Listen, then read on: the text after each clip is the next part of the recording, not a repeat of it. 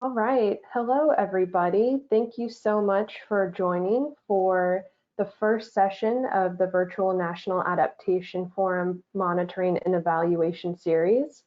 My name is Carrie Schaefer, and I am the project coordinator for EcoAdapt's National Adaptation Forum. I'm going to say just a few words here at the beginning, and then I will pass it off to our session moderator, Laura. So for this session, we are using GoToWebinar, and I wanted to just make sure you all are familiar with the features here in GoToWebinar. So in the bottom right-hand corner, you will see these 4 arrows kind of pointing inwards towards each other. This is how you can make your window go full screen. Hopefully throughout the session, you will have some questions to ask our presenters, and so there are a few ways that you can ask questions. The first is by raising your hand.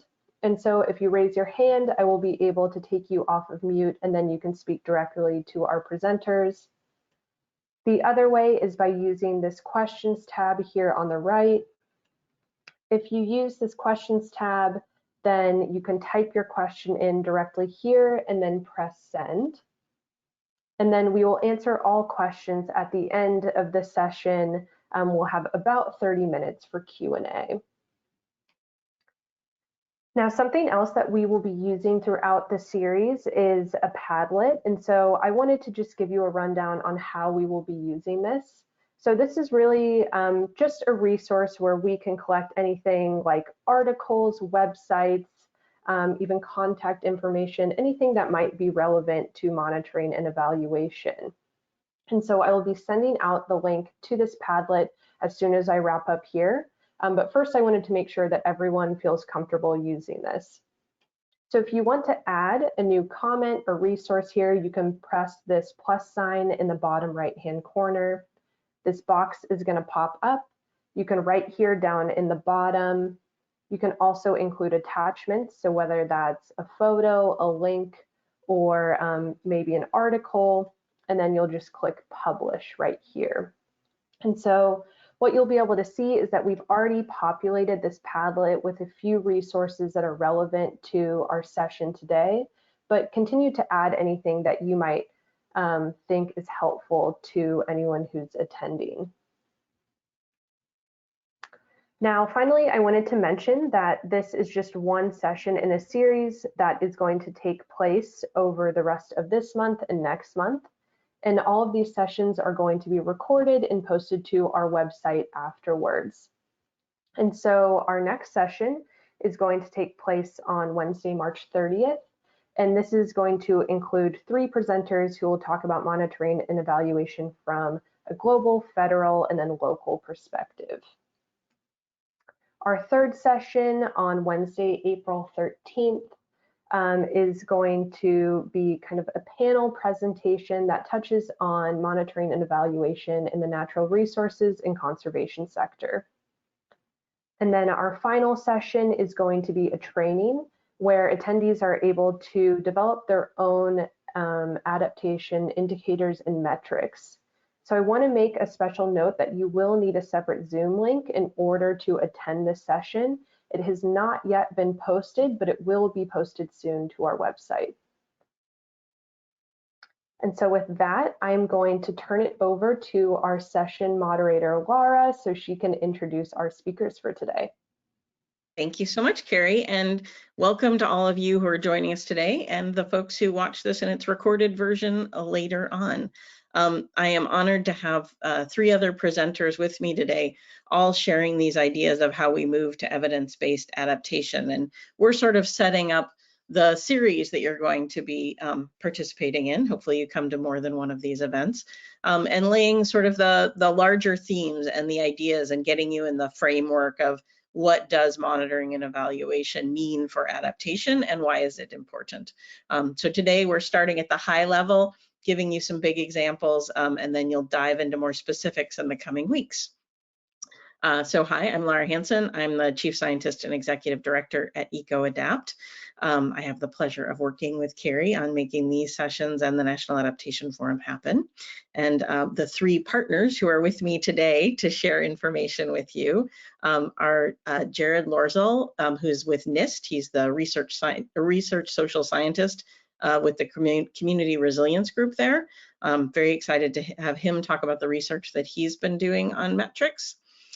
Susie Mosier, who's the Director and Principal Scientist of Suzanne Mosier Research and Consulting, is going to be sharing some of her experience and setting you up a little bit with perhaps some ideas of what she'll be talking about in the training that she'll be doing in the 4th session of this series.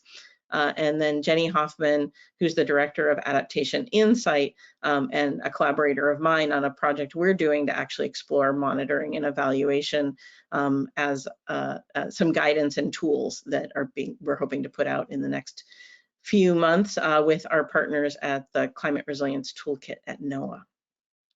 So without further ado, I'm going to turn the floor over and Jenny is going to start us off with an introduction. Good morning.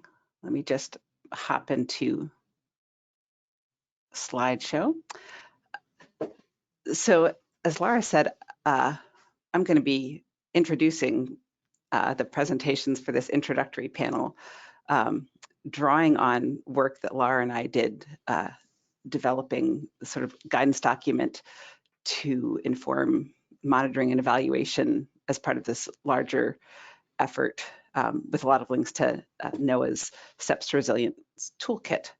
But drawing that just on our guidance, but there have been some excellent reviews of monitoring, adaptation monitoring and evaluation, indicators and metrics. And you'll be hearing from the authors of some of our favorite reviews after this.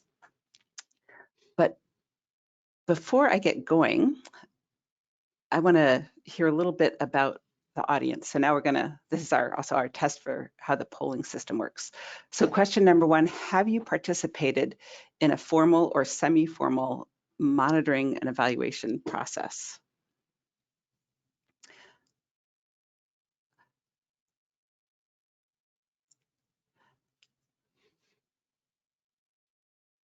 And Carrie, can you see if people are participating? Yes, so we have about 20% of our audience who has participated so far. So I will let you know as these responses roll in. We're looking about evenly split right now between yes or no. So we'll see how that pans out. Interesting. As more votes in. Excellent. And those of you, obviously some of you may just not want to participate in the poll, or maybe you're calling in from a phone or something, you don't have the technological wherewithal, but there will be a few other polls, not just in my presentation, but in other presentations. So this is a great opportunity to figure out how it works. So we're about at 86% who have voted, and it looks like 57% have said yes, and 43% have said no. That's great. That is great. The problem with these short presentations is I'm like, ooh, there's so much more I want to know. But we have all the discussion time. So let's switch to the next polling question. So have you used information from an M&E process to change how you do your work? This could be information from a process you yourself did, or from M&E process someone else did. I'm just trying to broadly get a sense for who in our audience is doing M&E and who's using M&E. Our votes are coming in. We have about 20% right now. Leaning a little bit more towards yes at this point, with about 50% of the votes in. Cool. So we're at about 75%, and it looks like we're at 56% say yes and 44% say no. Great. And staying right around that distribution as we have more votes coming in. Great. This is really, I suppose this will tell you something about whether I'm in a glasses half full or glasses half empty sort of mood. But I find it encouraging that a bit over half of those of you calling in have either done some M&E, formal M&E, and have used some of the results of M&E processes.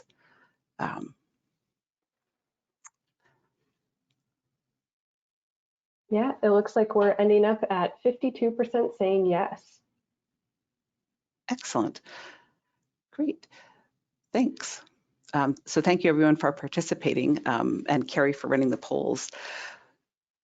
So hopefully this isn't news to you, and since at least half of you have done or used some M&E outputs, this is just to emphasize why is monitoring and evaluation worth the effort.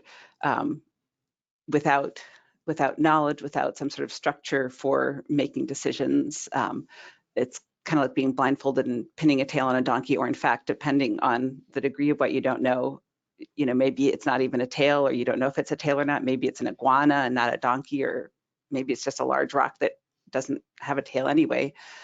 So part of the point of M&E, what makes it worthwhile, is it enhances your learning. Instead of just taking your best guess, you're making an informed guess. And as you learn more, your actions and decisions become more and more informed on all kinds of levels. And the more structured, the more deliberate and deliberative your approach to monitoring and evaluation is, the more your learning is going to be useful and used in your future work. So this is obviously a very short presentation. So my main message, the one thing I want you to remember is, when you're thinking about monitoring and evaluation, think about the 5 W's and an H. So who's going to be doing the monitoring? Why are they going to be doing it? When will they do it? What are they monitoring? How are they monitoring? And where are they monitoring? And looking at different M&E efforts, you can see some people focus more on one or the other of these, but they all do matter. And the more you can think about all of them, the better off you'll be. So the 5 W's and an H, which incidentally originated, I found out with Aristotle back in 340 BC, was picked up heavily in 1215 by the Fourth Lateran Council, when they were trying to figure out how do you match penance with sins. Rudyard Kipling touched on it, and now we are using it for M&E. So 5 W's and an H: who, what, when, where, why, and how. Think about that for your monitoring and evaluation effort. For today, I'm just going to focus on the who and the why. But if you want to read more, as I said, there's some great papers out there, and Laura and I are developing a guidance that also will address all that. So who does monitoring and evaluation? And not just who does it, but who designs it and who carries it out. There's a great review by Arnott et al. One of the authors that was Susie Mosher, who you'll be hearing from. But they grouped the people developing indicators and metrics for monitoring and evaluation into adaptation implementers, academics, boundary organizations, and sponsors or funders. There are a lot of words on this slide. You can see the slide later and read all the words later, but the point is, you think about the who in terms of these, the people who may be developing the M&E, their motivations will be kind of different, right? The adaptation implementers are going to care more about, is this working? Have we done what we wanted to do? Funding, it's very on the ground driven. The sponsors may have a bigger sense of what they're looking at, sort of at the program level, what's happening. Boundary organizations are kind of in the middle there. They want to support on the ground action, but they're also thinking a little bit more broadly. Maybe they're developing various capacity building efforts. Academics can be very theory driven, sort of learning knowledge for knowledge's sake. There's a lot of overlap, but there are these broad categories of who's developing M&E, and that informs who's their audience, who's going to use the output. And then also, what's the relationship between the who's developing the indicators and metrics and who's implementing it. And that difference, like if someone says, this is what we want to monitor, go do it, the people they're asking to do it have to be intimately involved in that process if you want the monitoring to be done well or to be carried out at all. And not just involved in the process, but let's say you're the global environmental facility, you're funding some huge adaptation effort, and you want to know, broadly speaking, how is this changing the state of adaptation globally? It's not really fair to ask implementers who may have a lot less funding and capacity to take on a lot more monitoring and evaluation work for something that you care about, but they may care about less. So think about who on all these different levels, and depending on where you fall on this who schema, who you might need to involve, or who you might need to, what's fair to ask or not ask. So that was the who. Then there's the why. I'm gonna zip through 5 whys. Again, this is just very broad, and I could doubtless talk for hours about all of these. If you're interested, please do read either our guidance document or some of these other papers that we'll get to later. So one big why, this is sort of baseline monitoring. If you're going to be doing adaptation, implementing it, planning it, all of that, you want to know what is the context in which that's happening. Are the enabling conditions in place to do the kinds of adaptation you want? Is it even possible to do what you'd like to do? Or does your first step have to be creating those enabling conditions?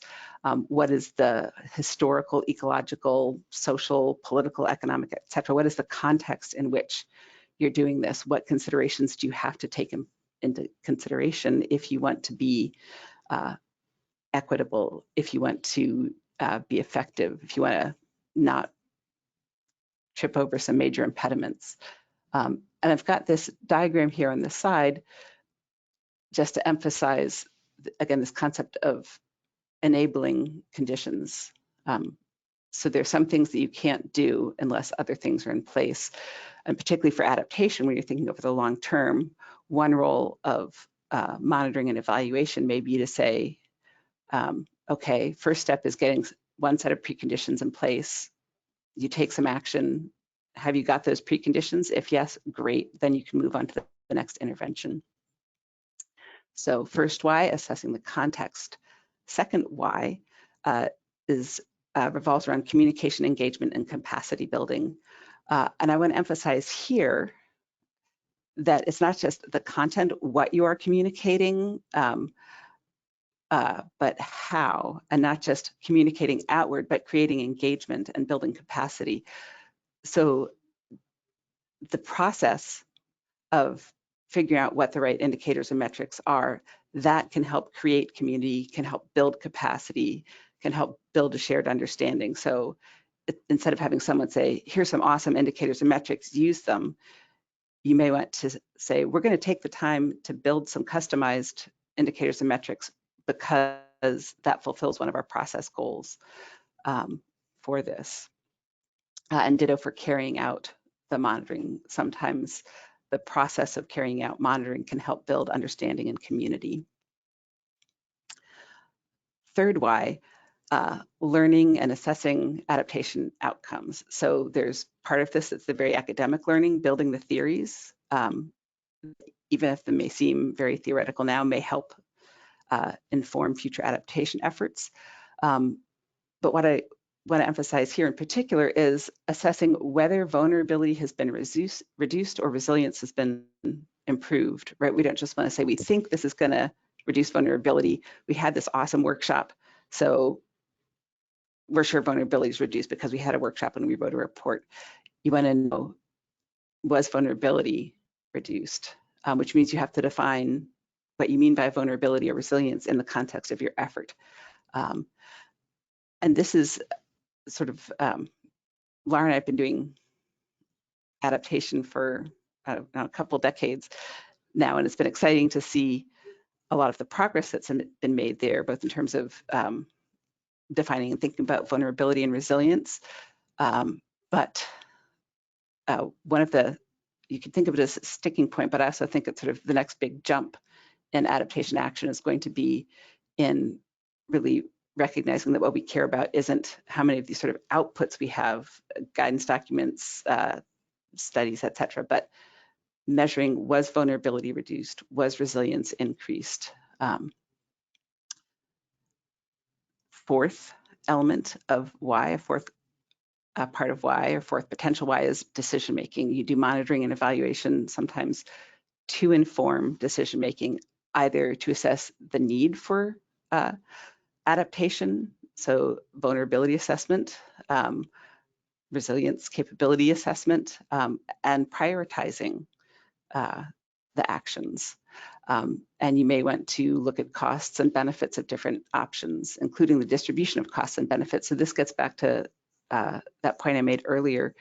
If there are things you'd really like to know about an adaptation effort, don't just ask someone else to do your monitoring and evaluation for you. If they are limited in time and money, think about what can you do to make not just the adaptation equitable, but the burden of monitoring and evaluation. So in this case, if your why is decision making, you'll want to be developing your indicators and metrics to inform the specific decisions that you're looking at. And the final why I want to touch on in this presentation is assessing processes and accountability. So if you say we want our adaptation efforts to be equitable, we want to see a lot of diversity in who's engaged in the process of defining vulnerability or defining what matters when it comes to resilience, then you want to say, was our adaptation process one that actually reflected those values? Was our process, did our process reflect our values and our desired outcomes? If you say, yes, we care about nature and people, we want nature-based solutions, was your process one that incorporated considerations of multiple values, not just engineering solutions or policy solutions, but potentially nature-based solutions as well? So, and again, those are very broad brush whys, but given those 5 broad categories of why, the next poll is asking, for those of you who've done or used M&E in your work, which whys were applicable to you. So Carrie, if you can pop up the next poll, and this one you can select more than one. And Susie, as these results are coming in, I wanted to ask you a question that we got from the audience that I think is important to cover now. And they asked, can you please define monitoring and evaluation? So I was wondering if you could just give us kind of a broad definition, or how do you define monitoring and evaluation? It's funny, that is an excellent question, super basic in a way, right? Oh, here we're doing this whole series on monitoring and evaluation. And it would be interesting to hear from all of the panelists, not just today, but in the rest of the series, to hear how they would define it.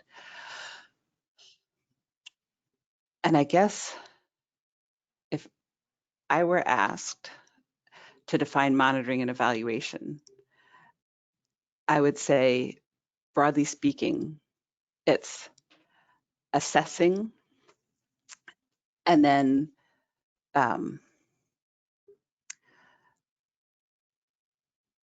was going to say assessing and then using the information you gain from your assessment to draw conclusions about something.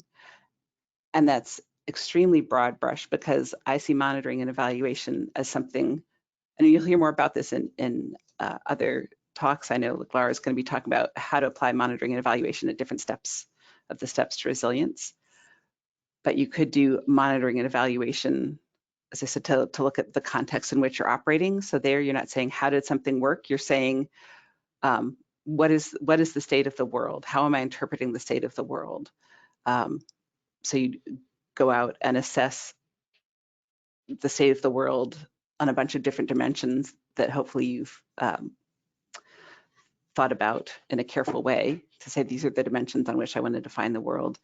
And then you pull all of that assessment information, the monitoring part of it, saying, here's sort of how the world looks based on these indicators. And then you can combine those to create a coherent picture, to create an interpretation of that information. And likewise, depending on your why, depending on your what, you might have there might be different things you're assessing and different ways you're combining the results of your assessment. But that's roughly how I'd define it. I don't know yet if any of the other panelists want to chime in on that question now. I know we were going to have the whole half hour at the end. But yeah, Carrie, I'll defer to you actually if you'd rather have other panelists chime in now or later. I think since it's so important for kind of understanding where we're going, if they want to chime in now, feel free to. This is Susie Moser. I'm happy to offer my understanding of those two terms. So for me, monitoring is the process of collecting data that tell you about the state of anything that you're interested in, whether it's the process, the state of your progress on actions, or what you have achieved as a result of that. So that's just a process of collecting the data about it. It's not yet the critical evaluation. Have we achieved what we set out to do? Is it good or bad? Does it have trade-offs? Whatever. That's the evaluation part. But you need something, some empirical basis on which to make that judgment. And that's why you need to monitor. And I would, the way you phrase that, Susie, I really like, and this is why I was particularly interested in your answer, because I know you've thought about monitoring and evaluation for a long time. I do a lot in sort of the analytic decision theory world. And we talk about decision-making as involving sort of values and science, and monitoring and evaluation in a way reflects that you need both the values-driven and the more data-driven side of things. That's how you create meaning in the world, is by combining those. Excellent. Jared or Lara, do you want to? Or can I just quickly respond to that to say Absolutely. that, of course, by simply choosing what you are monitoring, that's already infused with values, right? Absolutely. So, absolutely. I'm just distinguishing the data collection from the process of judging whether or not that is in line with what your goals were, or is achieving anything that you wanted to achieve with your adaptation. Absolutely. Yeah. I mean, this is where there's just so much more to talk about with all of this, but that's part of why one of the whys I wanted to capture there was evaluating your own processes, because even though the data that you collect may be objective, although there's that whole debate, the data that you choose to collect, how you choose to define what matters, is highly values driven. And what one person thinks matters is not what someone else may think matters. What makes one person feel more or less vulnerable or resilient may not be the same for others. And one of my big aha moments for that, when it comes to climate adaptation, was talking to someone who was working in the Pacific Islands, and she was actually from the Pacific Islands. And so she went to this one community, and she's like, wow, you guys have this crazy seawall there. It's really like sturdy looking. And they're like, yeah, some international organization came in, and low-lying Pacific Islands really vulnerable to sea level rise. And we said, yeah, we definitely feel that. And they were like, great, we're going to build you a seawall. And they built it in front of the village where people lived. And they were like, yeah. And the thing is, we would much rather have had them build it kind of over there, by the graveyard, essentially, because our ancestors, like, they can't move anymore. Like, those of us who are still alive, like, if the village like gets flooded, well, we move the village. And I'm like, oh, wow, right? So I would have totally made that same mistake that the international funders did. It's like, when I conceptualize vulnerability of sort of my community, I would be mostly thinking about where the living people are, not where the graveyard is. But for this particular community, their biggest concern with sea level rise was more about the graveyard. So yeah, so you want to recognize that values and viewpoints and experience infuse everything. Anything else about monitoring and evaluation? Jared, Lara, Susie? Jenny, I think in the interest of time, I'm gonna try to move us along so we can get on to Susie's example, but I will tell you that the results from our poll, it looks like in terms of how people are using indicators and metrics, most people put either decision-making or in communication, engagement, in capacity building. Excellent. Great. Thanks everyone for responding. Yeah, feel free to be in touch. We'll have the discussion later, and you can look for the guidance document that Lara and I are writing that'll come out later. So Susie, over to you. Great. Thank you so much, Jenny. Really appreciate it. And hi, everyone. It's wonderful to be here. So I'm going to build very much on what Jenny just presented and, just give you a couple of, just a few lessons of what I've learned over the last 10 years or so of working on the notion of adaptation progress and success and how we would then measure that. Let me make sure I can move it forward. All right, so for doing that, I just want to set a little bit of context, which I'm not going to go into any detail, though we can dive into that in the context of the conversation. And that context is really from the very, very site-specific local to the global. Where, in the context of COP26, there was a lot of attention to how do we measure adaptation in preparation for the global stocktake, as it's called, something called for in the UNFCCC.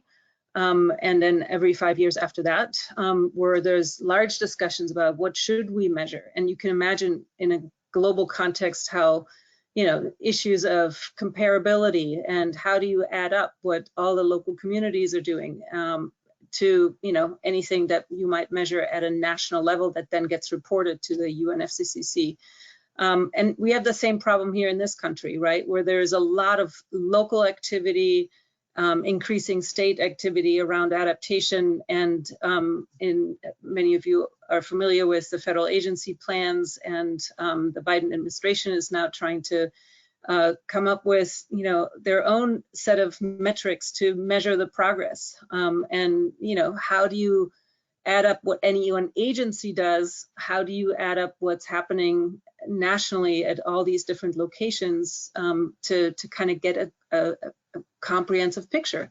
And so, any one of you might be interested in sort of just thinking about the adaptation progress in a particular site or for a particular entity, like a local government or whatever. But, in the end, we want to obviously get a bigger picture of, is this country prepared? Is it making progress in reducing vulnerability, increasing resilience? I'm not going to go into this since Jenny just already talked about it. I distinguish a little bit more between the whys, the purposes of how an evaluation is used, and the what. What are you looking for? Jenny kind of blended those two dimensions. So I'm not going to go into great detail. You saw where most people come down on sort of using that, but there are really important reasons to think about. In my estimation, coming with some background in communication, you know, to really think from the get-go of who is going to use this. Is it, you know, your elected official? Is it your boss in your agency? Is it your funder? Or do you personally want to learn about it? You might measure and actually talk about very different dimensions of success. You might not tell a funder how something miserably failed, but you personally who are interested in learning about it might be super interested in also learning about failures, right? So in other instances, we're more interested in the performance, you know, just check boxes. We have done this, and you know, you get very different answers. So just want to put that again out as context. It's really important to think about. But let's dive a little bit deeper into this question of what we're actually measuring and what the challenges are in doing that. I'm going to invite you to simply, for the next couple minutes, to simply think about when you see these pictures that I'm flashing up, for your own sense of, you know, what constitutes adaptation success in your own mind. Is it that we're prepared with all the measures that we have that you see just depicted here for extreme events? Would that be your measure of success? I'm not judging it. I'm just simply asking, is that what it is? Or might it be that we protect what we have? Might that be your measure of success? And, you know, some of you might say, whoa, that doesn't sound great. But if you're that homeowner, you might think this is definitely something great to do, right?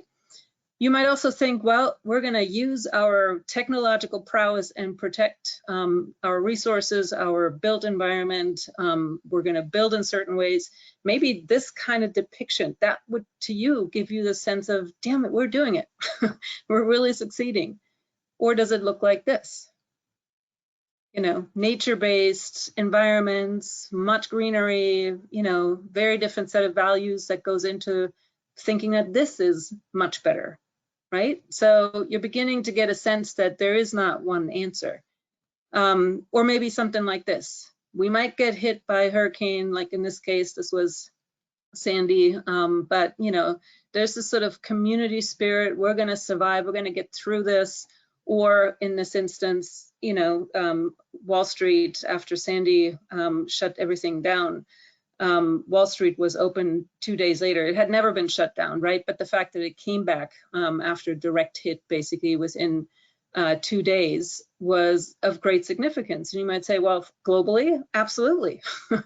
And in the meantime, many, many people in surrounding communities had no food, had no water, had no electricity. It was very cold, right? So what is success?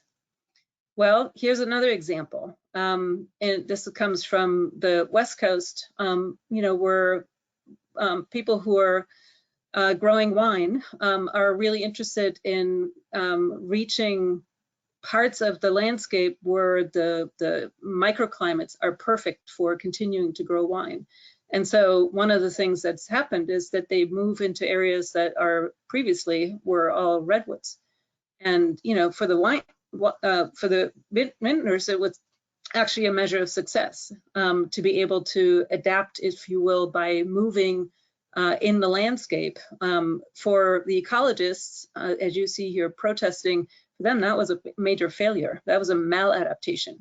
So, you know, from all these examples, you get a sense that one person's success might not be another person's success. And so maybe what you really want is a process, and that to you would be the measure of success. Do we have good engagement processes, inclusive, hearing all the voices, you know, getting everyone around the table, and then we find our way forward? Is that maybe the measure of success? Very different dimension. Or is it simply that, you know, we can cope? These are all sort of images of coping, if you will. We continue to do our healthy behavior, even if, you know, it's horrific, the air quality that we live in, or we simply warn people that, you know, water might corrode your car, that sort of thing. You know, is that enough maybe to just simply have a way of living with, if you will, the climate change that is coming? Raises a lot of really difficult questions, doesn't it? How much can science actually help there? Or is this just all pretty much, you know, your opinion versus my opinion? So very subjective and political. What's the right scale? Should we look at this at the site level? Or do we need to consider what happens sort of with spillover effect left and right of that site? You know, when one community adapt, or maybe let's make that national. If every single community in this country were to adapt and call itself successful, would that mean that our nation is successfully adapted? Think about that.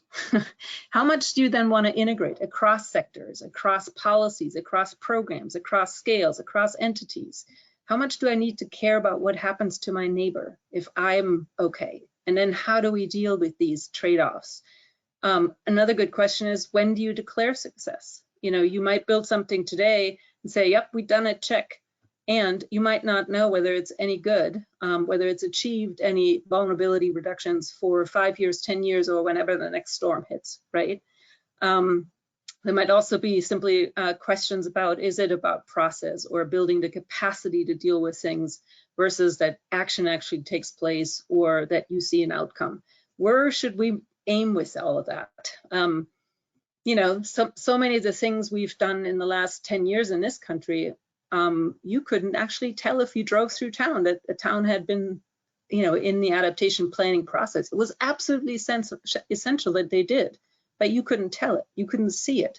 So is it, you know, does it matter? Is that important? And then of course the question, how do you measure it and who gets to say that?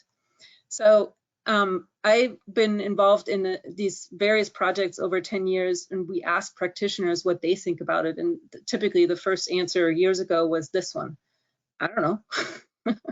Lots of laughter. And then eventually we got a whole category or set of categories of answers. And some of them are discussed in the scientific literature. So, you know, people talking about actions, about processes, about outcomes. But you know, in the minds of these practitioners, when we talked about them, it was essentially, you actually have to look at every one of these dimensions in order to tell the story right as to whether or not something is happening in a local government, in a state, in you know, an organization. It's not just one or the other. You have to have some of both, or some of all of them. And that led us to basically integrate what the scientific literature had to say with what the practitioners had to say, where, you know, you look at what's the adaptation process in place, how are the adaptation decisions being made, what information is used in that, who is involved in that, how transparent and accessible is that, is something actually happening? Are people implementing actions? And then what does that lead to? And for each one of these steps in the process, you need the right capacity and you need to overcome certain barriers. And if you didn't look at any one of these 6 things at the same time, you wouldn't be able to tell, or at least you couldn't tell a comprehensive story of what's happening. You would miss things. So to me, this became a really important framework to think about, you know, what is adaptation success? It's some of each of what's happening in these different boxes here that you see, and that it's set up as a dynamic process that you basically engage in again and again and again. And what's interesting, if you put those reasons for doing the M&E, if you will, and in those 6 dimensions, you come up with different metrics, right? You don't have the same metrics that works for all of them. I'm not going to go into any great detail here. I'm just simply revealing these one after another, just so you can see what kinds of things, what kind of indicators, in other words, you might be interested in if you were wanting to justify, say, you know, an adaptation expense, or you wanted to raise funds for an adaptation thing. If you know, were interested in the process, say, you know, in that case, you would be considering the non-monetary impacts as well as, I mean, that would be important. When it comes to actions, you would actually look at things like timeliness, efficiency, whether, you know, how much it actually costs to take that particular action. If you're looking in outcomes, you might have very clear targets. So for each one of these dimensions, you have something different to measure. So that's really, I think, important for you to think about, you know, that you really sort of align your what you're measuring with, it has a clear purpose, and you know, Like, what does it reflect in the 6 dimensions of adaptation success? What part of that is being captured? What part have we maybe missed? And then there's sort of another layer to this that makes it even more complicated. And that is that, you know, you might be interested in tracking the performance of the adapting entity. Say you are the US government, or you are a local government. You're really interested in whether or not an agency does what they said they would do, right? That's a valuable thing to track. It gets you at performance, whether or not it's happening. What are they doing? What actions are they taking? It doesn't say a thing about whether or not it's doing any good to anybody anywhere in the country, right? Or in your community, depending on what the level, what the adapting entity is. You might, you know, use that for also questions like, is a politician doing what they said what they promised they do? Or is country X delivering on the pledge that they said they would do, right? That's the kind of stuff. Is it happening? Are they doing what they said they would? That's performance. The second one is tracking the effectiveness of the strategies. Very different question, right? So is that natural buffer, for example, working as we designed it, right? It is protecting a community from storm impacts, or it is capturing more rainwater for, you know, restoring our water resources. Was the setback sufficient? So that gets you really at effectiveness. Very different dimension. How well is it doing? You know, and that you can apply that to the process, to any one action, to an output you produce, or whether it's actually, you know, achieving the outcomes you have in mind. Now, those two things are really important, but that's not the last bit. The last one is whether or not you're doing enough, both paying enough and taking enough action.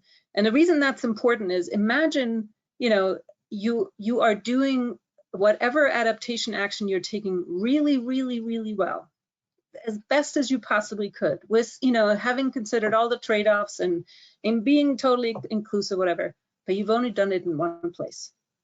Well, that's just not enough, right? With a global problem like climate change, that's not going to be enough. So the question of adequacy, how much is being done, is as important to consider, even in one community. You know, if you're a business and you want to do this along the entire supply chain, it's great if you do it in one part of your supply chain, but your supply chain goes much further and you need to do it along the entire supply chain. So it applies to, you know, whatever the context is. But so performance, effectiveness, and adequacy are not the same thing, and I really want you to think about, you know, what that means in your context. The challenges in measuring are multiple. I'm not going to go through this in context, but a lot of it has to do with how do we measure it, the methodology that you use, even getting agreement on what we mean by, you know, terms like performance, effectiveness, adequacy, success. There are really practical issues that have to do with capacity constraints. How often do you do it? Having no funding to do it. I mean, you know, that's probably what you all know about. And then there's political issues, you know, and my examples earlier that just depicted in those photographs gave you a sense of that, right? What the values that inform whatever success means to anyone. That is subjective, and there is no universal set of indicators that works for everyone or for every project. I can just tell you that right now and right here. There's just the best set, and maybe bins like the 6 bins that I gave you that you might be interested in, but there's no one thing that everyone in the world or even in your community would agree to is you know, and every community in the US might be interested in collecting. So there's some really important political dimensions to this, people wanting to share or not to share, how much they're succeeding or not succeeding, how to handle the trade-offs, and so on and so forth. So there's a lot of challenge to this, and they are not to be underestimated. M&E is not a values-free enterprise. So let me give you an example of a case study, and there will be more at the end. But just to set this in context, there are lots of people who are now working on this. And I just am showing you here examples from the international level to people who are more in the financial world who are really interested in this, individual countries. More to the right half of this is more US based. National Climate Assessment started to put together a national indicator system. Individual states are making efforts. And I'm just listing New York and California. There's several others who are involved in that. And if you're interested in more examples like that, the US Climate Alliance just came out with a resilience playbook, and a few examples are, additional examples are listed there. There are efforts at federal agencies, individual agencies, and cross agency efforts. When I put this slide together, there was nothing yet in the resilience toolkit. I'm so glad that Laura and Jenny are working on getting something into that toolkit about that. There are also some interagency efforts, and as I mentioned, now at the level of CEQ, trying to come up with a set of indicators. Different NGOs are working on it, academics are working on it, individual cities and local governments are working on it, and then some of those networks that we're all familiar with, like STAR, RC100, USDN, and so on and so forth. So just to give you that context. Hang on, a couple more minutes for the example. I've been working with the National Estuarine Research Reserve System and with individual reserves, these 5 that are listed here. And I'm gonna, in the end, offer you 5 case studies from each of them. But I wanna only talk about one in particular. We really did very different things in each of those locations. Some of them were specific to the reserves, some of them were specific to the regions in which they work and the communities that they work with. So in each one, we learned different lessons. And in the training session that is at the very end of this series, the 4th session, I'm going to talk a lot more about what we learned from that and how you can do your own set of indicators. So how would you start going about developing indicators and metrics? And I distinguish indicators and metrics in the sense that the indicator gives you an indication of what you're interested in, whereas the metric is either a qualitative or quantitative measure that you can actually track with data, with either qualitative or quantitative data that represents that indicator, right? So I'm not going to go into detail, I'll do that more in the training, but just to be clear on the terms. So many of these efforts start with an action logic model. We're doing this in order to produce these outcomes and these outputs, and that will have this, ultimate impact on a community. And so, in that instance, you might have indicators for each of the action logic model elements, and then you look for metrics for all of that, and then you basically do some internal tracking as to whether or not you're delivering on that. Another approach to this might be to have a conceptual framework of success dimensions, like the one I mentioned to you. You put that in a real world context and look for indicators for each of those core dimensions, and then you basically track those metrics for each of the indicators that represent a good process, a good action, a good decision, and so on and so forth. The last one is that you start from a vision of success. You might actually say, I work with a community or with a company or agency or something. What is our vision of success? What do we want to achieve with adaptation? You basically undergo some strategic planning or adaptation planning, if you will, and set targets with specific indicators of what you want to achieve. And then you basically identify a set of metrics that would, again, represent those targets and let you know whether or not you're achieving that.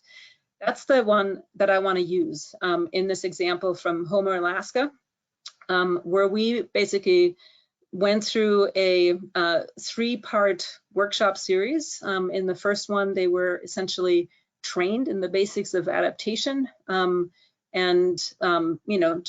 was just an introduction to this whole concept of adaptation success, what it would be, what the basic steps would be, and how you talk about that with the community. Then we came back a half a year later and basically visioned with the community, what would success mean to you? And it actually involved people from the Kenai Peninsula on which Homer sits.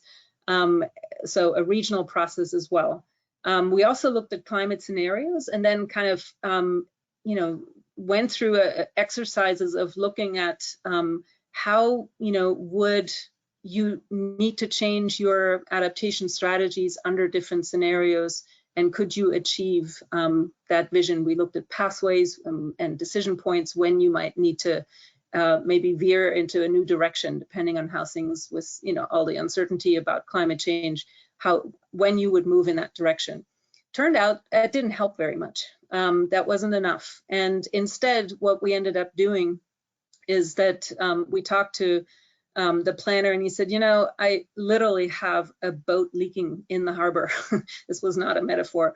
That was his, you know, primary problem. I have problems like this on my hand when I come back to my workshop. It just doesn't work. I just need to basically, you know, deal with that problem, and then I need to know whether that's helpful vis-a-vis, you know, climate change. Is that moving me closer to what we need to do?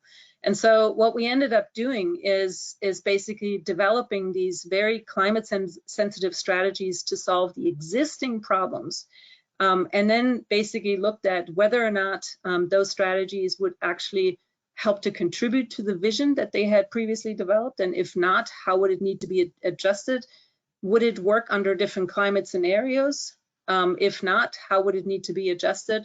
And once that was clear, you know, what he wanted to achieve and how it need to be adjusted, then we could attach indicators to those fine-tuned strategies, and then that was trackable, if you will. So, you know, I'll just walk you through that very quickly.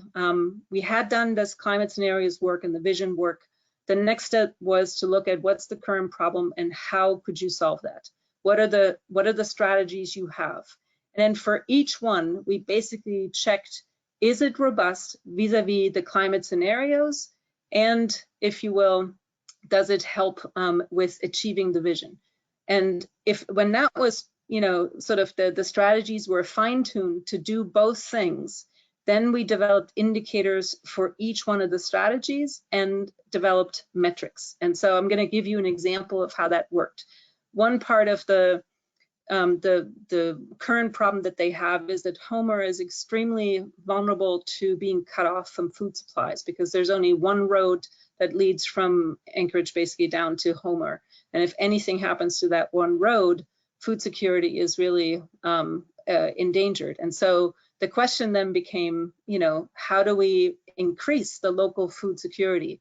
Well, one strategy was to develop a seed bank. And then the indicators for that was, well, we needed an eco map that basically showed where we could plant what. We needed a seed library. We needed to track whether or not that was going to be used, whether there was supportive legislation, and whether there was any investment in that. And then, you know, the metrics you see in the blue bubbles, that was essentially a very simple way to check whether or not that's happening, whether or not they're making any progress. And I'm happy to report that this type of indicator, set of indicators that came out of that process were integrated into the comprehensive plan update they were doing. So, you know, at this point now, it's basically policy and it's measurable and it's trackable. And that's the beauty of it. There are more case studies from each of those that give you other lessons that we've learned. I think Carrie is going to put that in the sheet, and then we're going to go into much more detail in the training session of how you can do that sort of a similar thing for yourself in whatever context you might be. So I'll stop there and just mention that one of the early outcomes of this work was a book that maybe some of you have seen, Successful Adaptation to Climate Change. It is an edited volume with story after story about thinking about different dimensions of success and how to track it. So I just want to put that out in addition to the cases. So with that, back to whoever's next. Great, thank you, Susie. I will be passing it over to Jared.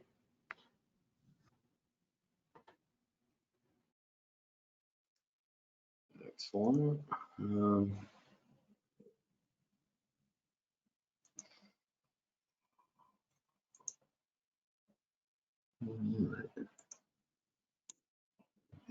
Can you all Is my screen presenting? Yes, Perfect. Okay, excellent. Thank you. Thank you, Susie, and thank you, Carrie, and thank you all for attending this session. I don't know how I'm going to follow up on Susie's presentation because that was pretty good. But what I guess is what I will do is tell you a little bit about some work that I've been doing. I'm a research social scientist in the community resilience group at NIST, and we've examined some resilience indicator frameworks for their indicators and the framework and their measures and metrics that are used within them. And I'm going to present to you all today a little bit on our findings and provide you some links via the Padlet application for getting some of the access to some of the resources that we do have available. Again, this is more in the context of resilience, but resilience and adaptation can go together. So I would start with a broad overview of our community resilience program. We do a number of things to help the communities with their resilience, planning and guidance. We do this through community outreach and engagement. We are involved with the Center of Excellence, conducting workshops to test modeling that we have going on with the Center of Excellence.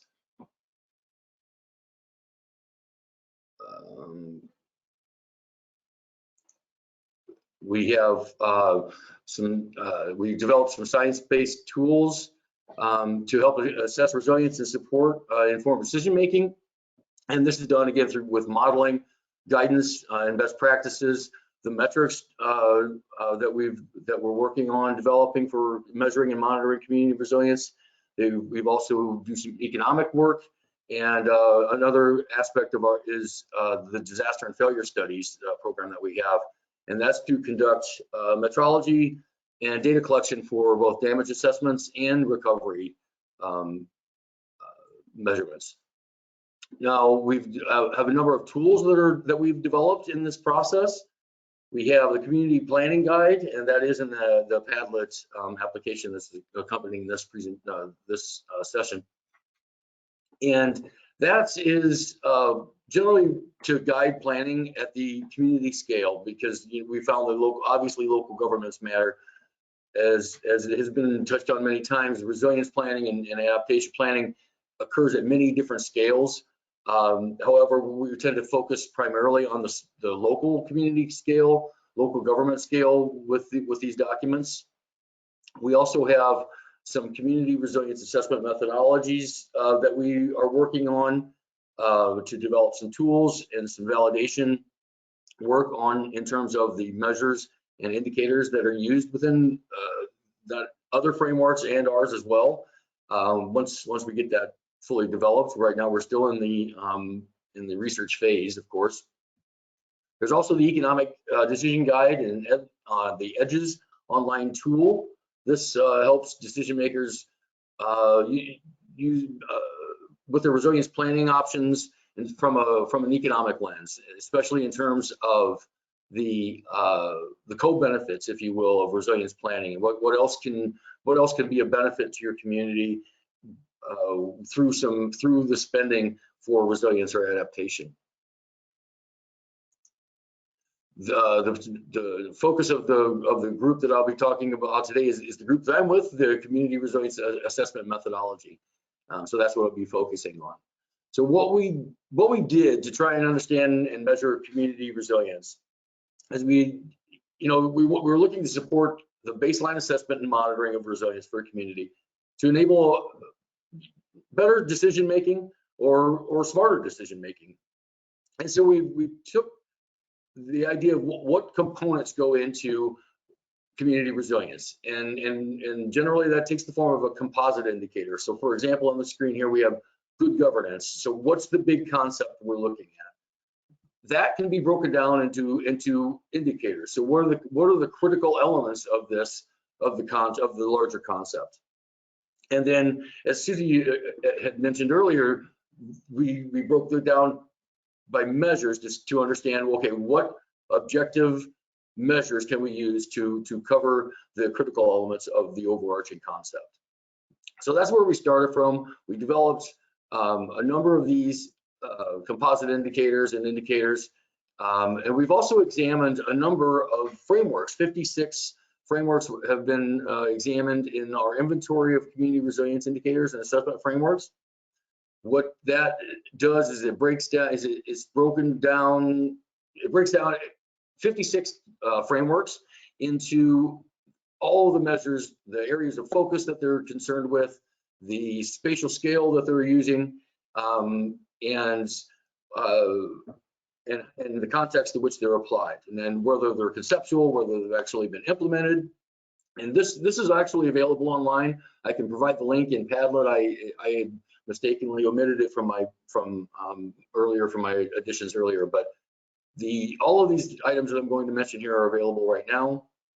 The inventory, we do have an inventory, which is what we call this. That's available, but we also have an annotated bibliography that describes all of these frameworks a bit more in an annotated style. So we talk about the count of the measures and indicators that are used within each of the frameworks that we've looked at. We provide the links to all the frameworks that we've looked at in our inventory. We also include the definition of resilience that is mentioned in each of the frameworks here. We've also published a data article that's just a general descriptive statistics of the data that's used within each of the frameworks, and talks about the percentage of conceptual versus implemented frameworks and whatnot. These are all available online, and I can provide links if they're not available in the Padlet.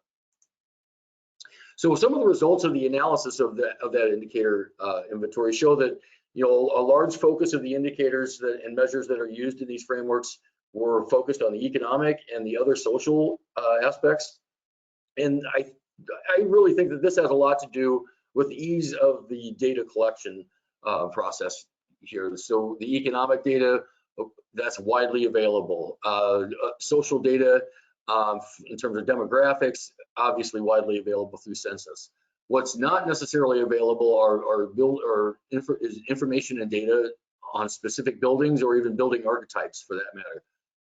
To a lesser degree, there's infrastructure information that's harder to come by, and the natural infrastructure or the natural settings is also difficult to come by as well. We found that the large majority of the hazards that were focused on in these frameworks were actually not specified. However, the next highest hazard of focus was inland flooding. So these are generally focused on flooding, and again, some of them not even provided in a hazard context. And what's more is that a lot of these, over 60%, were conceptual in nature. They had not been implemented. They were just saying that this might be a great way to measure and evaluate your community's resilience. And only 18 of the 56 were actually implemented at some point in time. So what we did is we selected 7 frameworks out of the 56, and we sent them through a criteria funnel, if you will, and we looked at the generalizability of them. Was it generalizable to the community scale? Community being, we define community as generally at the county level, but that could be, in terms of this particular criteria, as long as it was focused on a smaller community or a community, however defined. The implementation aspect of the framework, is it easy to implement? Was it pretty straightforward in terms of data collection, or at least from our view? Were the measures and indicators that were collected through the framework, were they easily quantified? Was the framework easy to use for a local community or a community to implement, not having to go out and do primary data collections necessarily, for example? And then was it relevant to resilience writ large?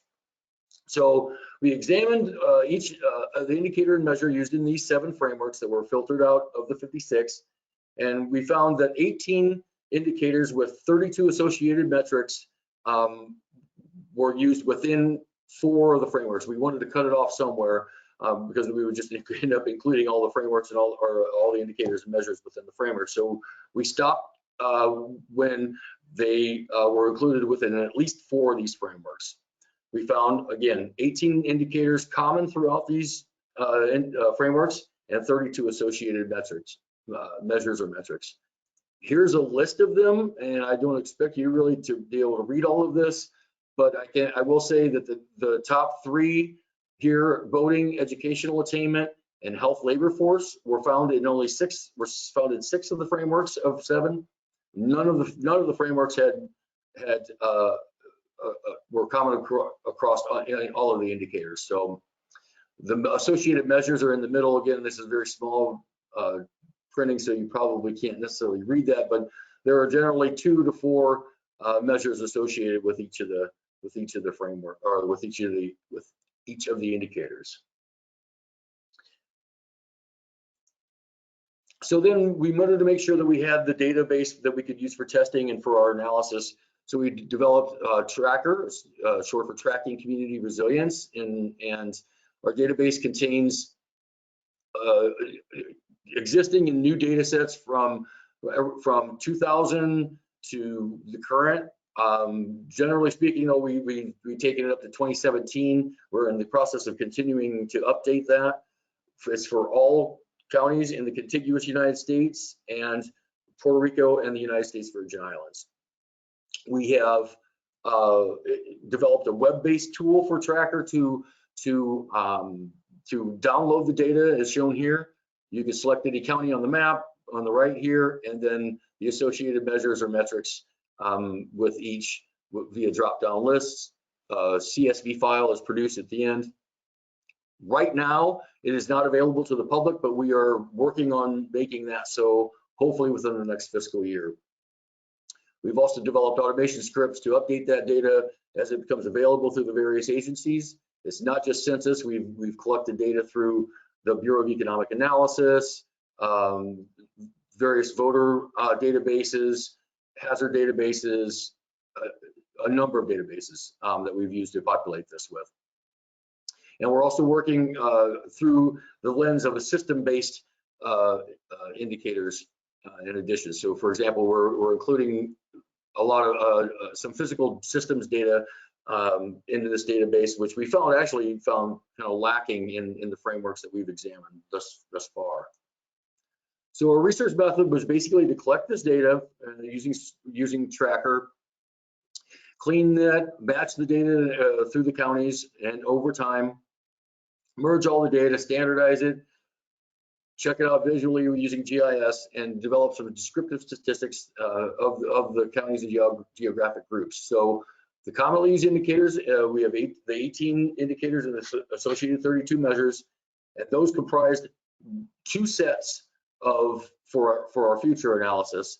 We've also added 7 test measurements that were not included in the commonly used indicators. I have that list. Unfortunately, it's not in front of me right now. So, but what that amounted to was an amalgamation of the commonly used indicators and the 7 test measurements. So for the analysis portion, we've used various statistical analyses, including Cronbach's alpha, cluster analysis, and the like. We are moving forward with more analyses of these, and I shouldn't mention that these are not what we suggest to be measures or indicators. These are just the most common ones that we found through that set of frameworks. So basically, in summary, we found that internal consistency issues are definitely prevalent within some of the commonly used indicators and measures. They are not quite linked to the concept. They, at least in terms of the statistics, they're not quite linked to the measures at which, or the concepts at which they're trying to measure. And through a variety of GIS analyses, we've also found that the selection of measures can definitely change the cluster analysis and the outcomes of the selection of so the selection of measures matter, in short. Our next steps are working towards validating the commonly used indicators. Based generally on disaster events, we're hoping that we can use before and after data to validate some of these commonly used indicators. We're also going to develop some structural equation modeling to better understand the external validity in the face of some emerging qualities of community resilience. And we're also working on quality of evidence to understand better how the selection of the various indicators and measures were come about. Was there scientific rigor involved in selecting these indicators and measures for this particular concept, or was it just because this other framework used that indicator or measure, so therefore we're going to go ahead and use that as well? So that's where our work's heading. And now I'd like to pose a few questions for the audience, and if you could put your answers in the question tab, that would be great. So first question, are there any specific adaptation frameworks or websites or guides that you found particularly useful in your measuring, monitoring and evaluation work? And again, I think Carrie pointed out where the question tab was on for the GoToWebinar. If you wouldn't mind putting your responses in there. And then for a second question, have you found any adaptation frameworks for monitoring and evaluation that you wish were better suited for your needs?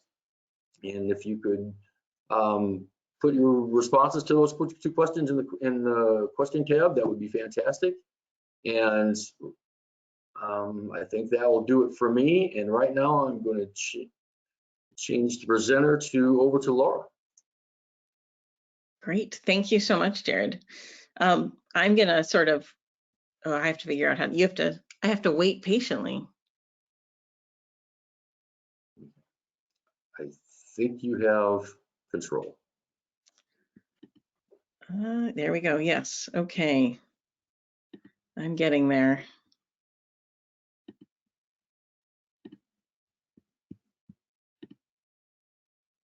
Okay, can everyone see those slides? Not yet. Yep. Interesting. Okay, let's try again.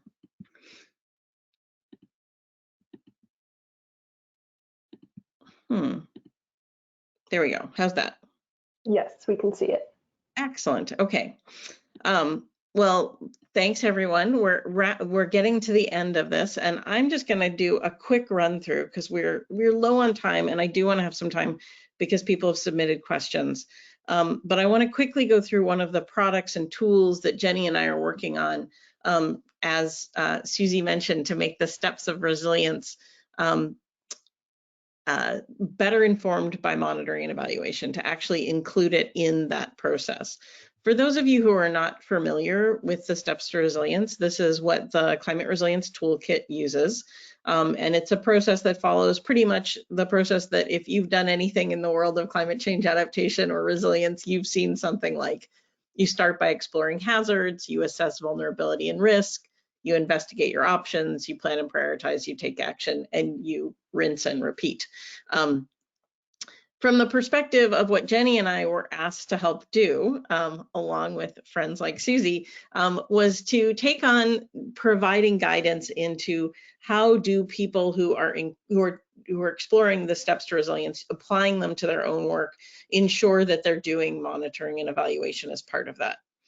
And so one of the important things that we thought of when we started this is that we need to think about M&E in terms of what should be happening at each step of the cycle.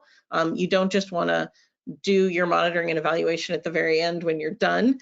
You want to understand how you did at each step. You also want to be able to do it at the end of the cycle. You want to be able to think of so that you know what the outcome was. You want to know after many cycles, like are things changing? Is it reacting differently? Are we getting different outcomes? And then of course you want to know across a field of cycles. So you want to get the bigger picture in what approaches, what actions being taken in adaptation actually garner desired outcomes. And you can only do that with an N larger than 1. You need to have a preponderance of data in order to be able to tell what is effective, or also where is there so much variability that this is very site specific and this action will be based on local conditions. Those are the kinds of things we wanted to be able to answer. So I'm just going to very quickly take you through some of this. I'm not going to go into depth on all of the slides. We will share them so that you can look at them later in greater depth if you would like. So, for example, each one of these steps has a goal. In the case of step 1, it's actually 2 goals, because you have to create a process that includes the diversity of participants and concerns present in the community, and you have to identify the relevant climate hazards. So some sample questions and monitoring actions are things like actually evaluating, is the full range of stakeholder perspectives represented as you identify community interests? Or is someone just sort of making them up from what they already know, or are they really engaging people? And then what will future conditions look like for that community during the full life cycle of the community's interests that were identified in that first question? And then obviously you actually want to map the climate hazards using climate data for community interests. And the outcome, and the outcome of that is that M&E would allow you to learn what might be missing from your process. So who's not there, what hazards are or sectors of the community might be missing. And it forces you to explicitly consider the full range of possible climate hazards, not just starting with your existing beliefs. So stepping back and doing that full questioning of what's going on. In step 2, assessing vulnerability and risk, the goal is that you want to understand the effects of the relevant climate hazards on community interests. And you'll ask questions like, you can ask an array of questions. You want to make sure that people are using climate hazard data, mapped or otherwise. That doesn't just mean what we see as scientific data, but it's also community understanding. It could be traditional ecological knowledge. It could be a whole host of climate hazard data that exist based on projections as well as empirical information. You want to make sure that stakeholders are aware of those current and projected effects of climate change. And make sure that stakeholders were included in the process of identifying risks and solutions. Because you want to come out of step 2 knowing what that you understand if your assessment has identified that full range of vulnerabilities and risks. Coming out of step 2 with only a partial understanding will lead to some of those challenges that both Susie and Jared described, wherein you may not be at scale and you may be too partial in what you're doing.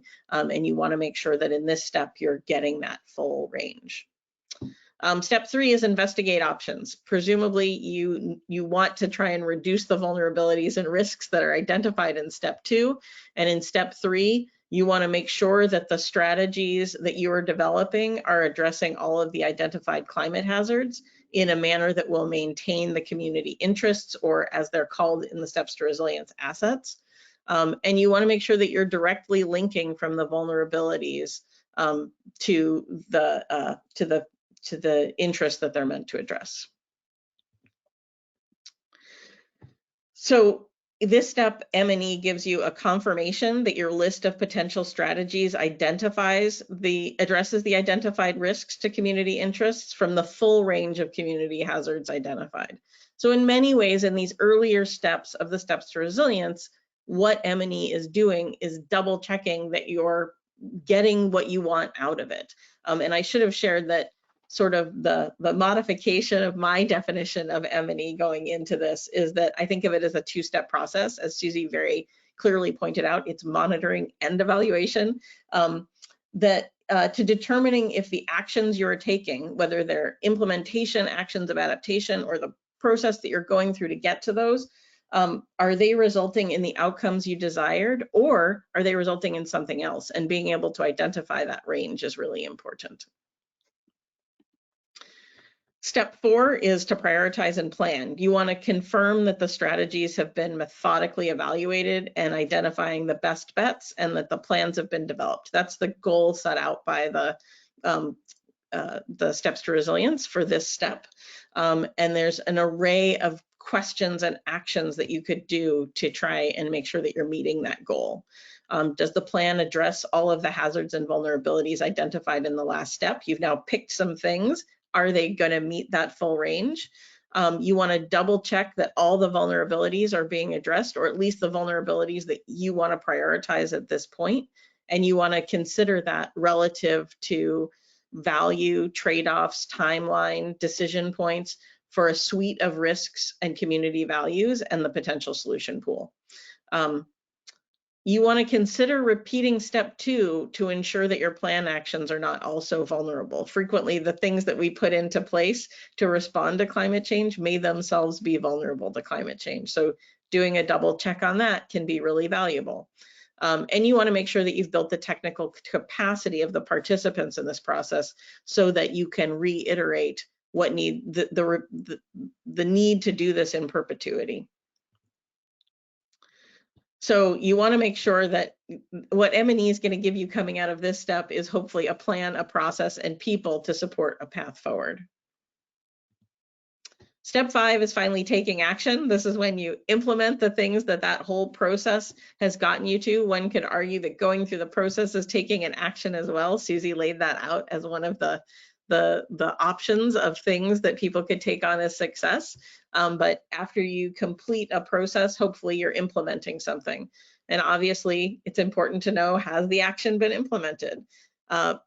If you're interested in the efficacy of the action, you need to know, has the vulnerability been reduced by the action? Are you seeing reduced evidence of projected impacts, vulnerabilities, or risks? And you want to implement a monitoring plan to measure function of social, built, or natural systems in relation to supporting those community interests. M&E at this step will give you the ability to know if your actions are having the intended effect to reduce local vulnerability and risk due to climate change, which I would argue is the reason that I started working in adaptation, was trying to reduce that local vulnerability and risk. There's also a 5th step, which is sort of wedged in the middle, or a 6th step, a 5+ step called sharing, because it's really important to make sure that you're not learning in isolation, especially going back to Susie's point about building up for the scale. So you want to make sure that processes, actions, and outcomes are shared. So you want to make sure that you want to ask, are stakeholders being kept informed? Are they aware of community climate risk and how implemented actions are reducing that risk? Can stakeholders track progress toward meeting adaptation goals and effectiveness in those actions? Maybe interview local partners to gauge inclusion, awareness, and sharing. Maybe create a climate adaptation communication plan to make sure that you are hitting all of these marks. And then consider surveying for inclusion and sharing platforms. Is information about what you learned getting out to not only your community, but neighboring jurisdictions or the broader adaptation field? Because time is of the essence. So the more we can share, hopefully the speedier we can get at doing this. So at this step, monitoring and evaluation can give you some accountability once you implement an adaptation process to ensure that participants are still engaged and peer communities can learn from each other. Earlier, I mentioned that bigger picture monitoring and evaluation. So the goal of learning which adaptation processes and actions are effective in order to get to that scale. When Susie talked about, if we have thousands of counties that are all adapted, or thousands of cities that are all adapted, will in fact that create a resilient nation? Will it create a resilient planet? We have to think at that bigger scale. How do we build that connectedness of learning to start distilling what are the big lessons, what can go in, what is effective practice? So those bigger questions, we can start learning what adaptation practices are even being followed, what adaptation practices result in the implementation of adaptation actions, which adaptation actions actually reduce community vulnerability and risk, how are lessons being shared effectively, and what resources are being used by communities to meet any of the steps in this process. So what monitoring and evaluation can give us here is an understanding of what makes for successful adaptation processes and actions. And that is why we're really excited to be doing this webinar series, because we want to have this conversation as a community so that we can have not only the implementation of adaptation actions and monitoring and evaluation locally, but we can be sharing it more broadly so that we can be learning as a community, building the field, and most importantly, creating resilient communities everywhere and in the collective. So I know that was really fast, but I wanted to get to this, which is the Q&A on M&E. And I don't know if I can see the questions. I can't show that slide anymore, so I'll just abandon that slide. I'm going to move into some questions. Yeah, go ahead, Carrie. I can read them off for you if you want to stop screen sharing and all of our panelists can come on. That would be wonderful. So I want to be cognizant of time because we're already over a little bit, but I think we have two that are kind of big picture, really relevant to this group. And so the first one of those says, one of the challenges has been developing adaptation indicators beyond a project by project level. Do you have any examples of how adaptation outcomes or transformative adaptation has been effectively measured beyond a single project or effort?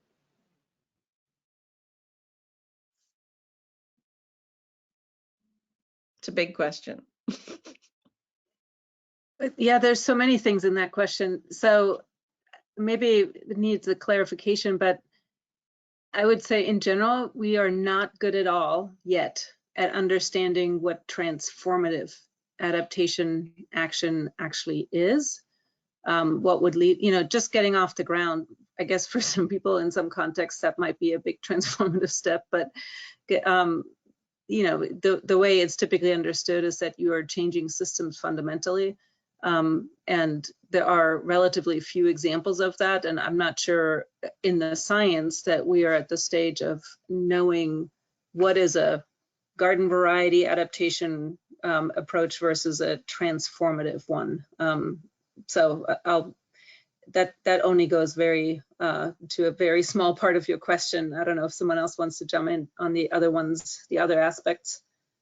Well, I mean, overall, and Susie and any of you, feel free to disagree with me if you wish.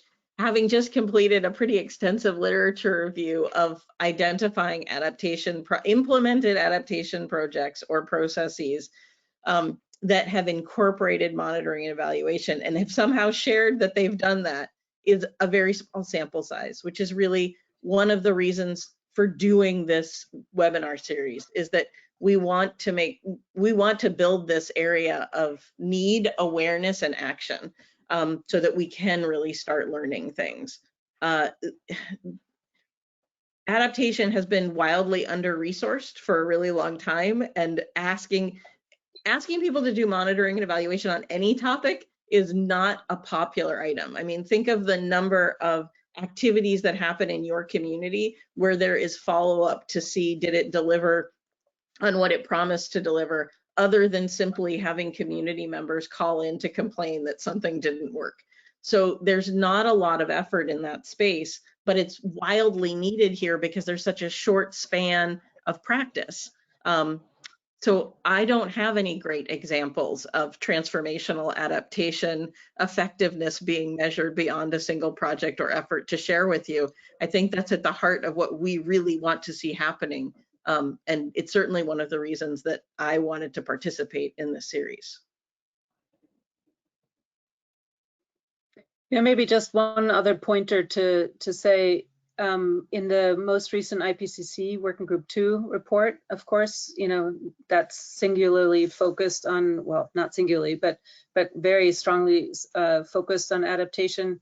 I've never seen the IPCC be that disheartening or disheartened in its assessment. But basically it said, lots of activity, still not enough implementation, much less transformative adaptation, but that's exactly what we need. So the lift is humongous. In the context of the stock take, there has been a lot of recent flurry of articles that basically just try to capture what is happening at all on the adaptation side globally. And I have yet to see one that's specifically focused on transformative action. It's actually really, really hard to see. And maybe what I would look at, and this is an interesting connection to Jared's review of all the frameworks.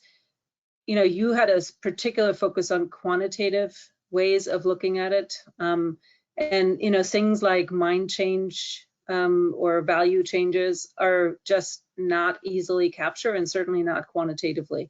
So I want to make a really, really, really big pitch for not dismissing qualitative data if you want to understand whether any adaptation works, much less whether it's transformative.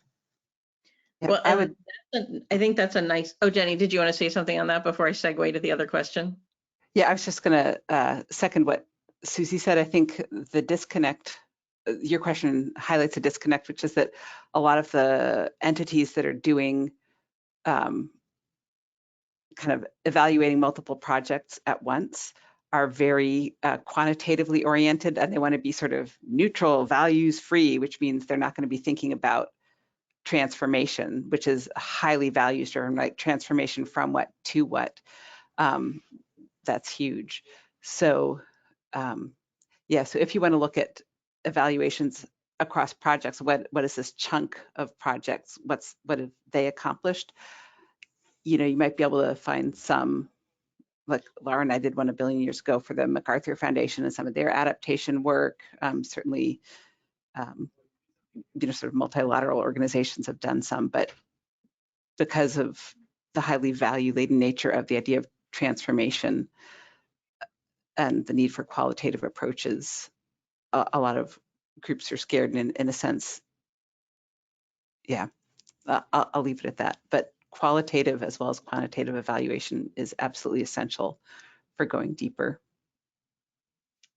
The other question that was shared in the question section previously, I think we could do a little speed round on, although I have no idea what my answer to it is if there were only one adaptation metric that is easily measured that would give us an idea of adaptation success, what would you recommend?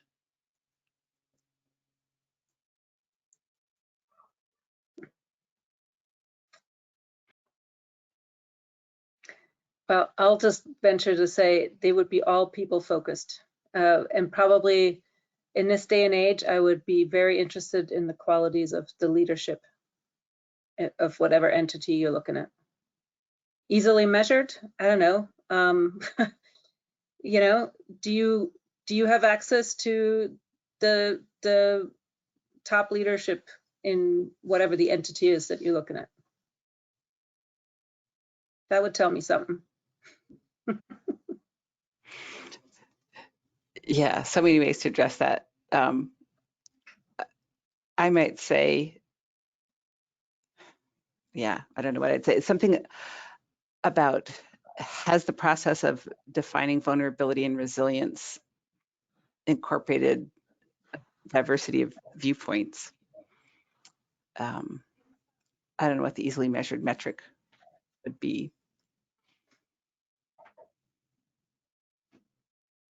Jared, do you want to give it a shot? I agree with both Jenny and Susie in terms of governance related, people centric for sure. We've been looking for methods to measure governance in our indicator work, and have absolutely, we've come up with blanks. So in terms of at least anything that's readily available, on a larger scale for the county level for all the contiguous United States, but I definitely agree with Susie in terms of the qualitative nature, and measuring that and putting it into some sort of essentially quantitative framework is challenging. It can be done. There are ways to do it, but definitely the qualitative aspect has to be taken into consideration. I would also agree that access to government, the levers of government is important, and that could be a measure of success, but easily measured, I don't know.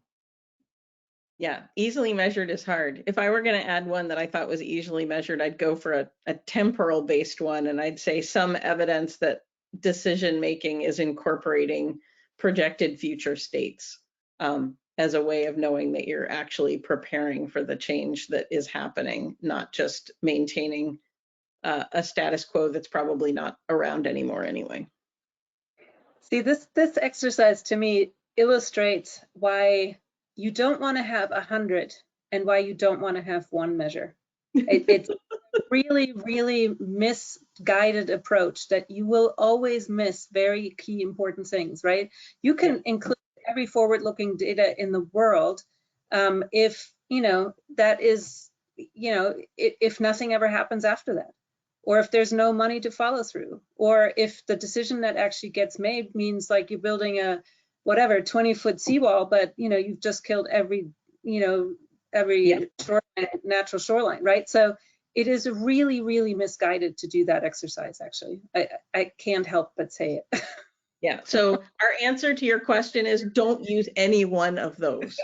Use them all, but those four and a whole bunch more. And in some ways, it's interesting that we all answered, and maybe it's anchoring because of Susie's first answer, but I think it's true. If you're focusing on something narrow, like the governance matters so much, because what I find is a lot of times people don't have good M&E for anything a lot of the times. So expecting them to know how to do good adaptation planning or climate informed planning or good monitoring and evaluation, if they don't already know how to do a good job at those things, that's a huge lift, like doing it well for anything. And so getting the governance in place matters. Without good governance, it's hard to do anything well. Yep. And it also points out why it's good to think about your own project, the what, why, who, when, etc. Because what you're going to do with the information should determine what information you're gathering, how you're gathering it, who you're gathering it from. Excellent. Thank you. Carrie, would you like to close us out? Yes, I would love to. So I'm going to go ahead and share my screen. Let's see, that looks wonky from my end, so maybe I can try it again. Can you all see that, or is that a white screen for you all? It is a white screen for us. So odd. All right, let me see if I can get this to work. Now it's your desktop. All right, well, you guys can see the many icons that I have on my desktop, which I'm sure no one wants to see. So hopefully you can see this now. I just wanted to share our presenters' contact information again. I know that there are a number of questions that we didn't have the chance to get to today, so we have email addresses here. Feel free to follow up with our presenters if there's something that you would like to ask them. And I also want to mention again that this is just one session in a 4-part series. So our next session will be on March 30th, and you can register at nationaladaptationforum.org. And we will be sending a survey at the end of this entire series, so just make sure to watch your inbox for that. And with that, I will wrap us up. Thank you again to our presenters and to our excellent audience members who asked so many interesting questions. And we hope to see you at our next session. Thank you all. Thanks, Carrie. Thanks. Thank you.